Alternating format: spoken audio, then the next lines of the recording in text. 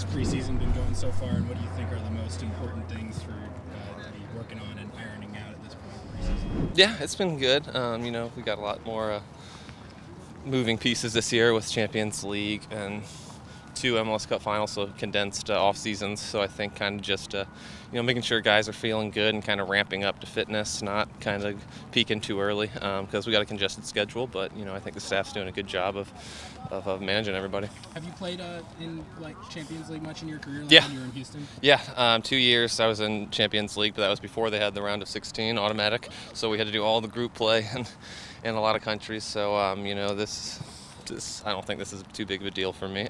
It's just further flying from Seattle instead of Houston, where you could have directs in Houston, but it is what it is. It seems like Champions League games can be pretty crazy in CONCACAF. Yeah. With the refs and the atmosphere. Yeah. And how do you go about preparing for those kind of variables that you might not have in MLS? Atmosphere is going to be a lot different the further you go, and refereeing is going to be different. That's just how it is.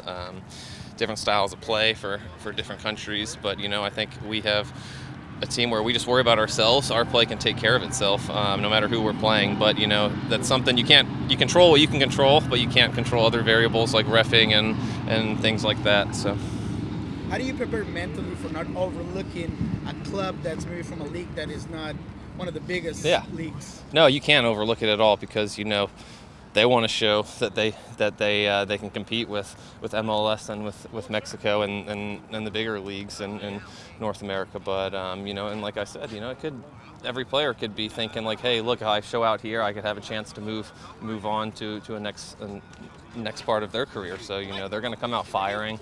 It's a huge game for them, and obviously it's a huge game for us as well. But if we overlook it, we can find ourselves in a hole. What have you been able to see from Tecla from either video or what you've learned about him recently? Yeah, we haven't done too much video yet.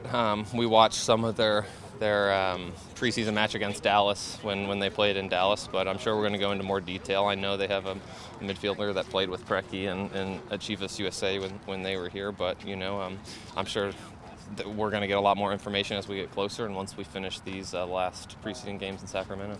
How do you feel about this attempt or change of formation that has been experimented throughout with the 4-4-2 and a diamond?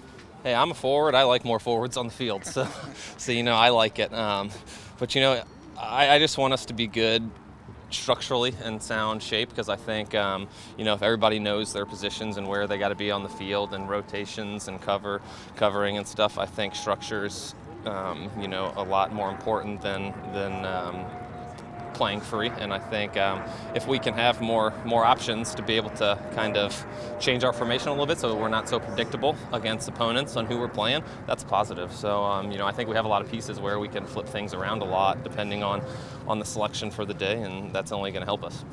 You had a rather good season last year.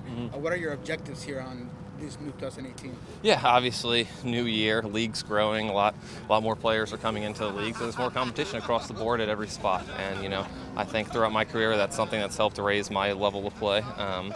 My goal is always to improve on the previous year. And if I'm going to try to beat 11 goals in the regular season. That's my personal goal right now. But you just want to make sure you're helping the team every day at training and kind of earning your minutes on the field and not taking them for granted.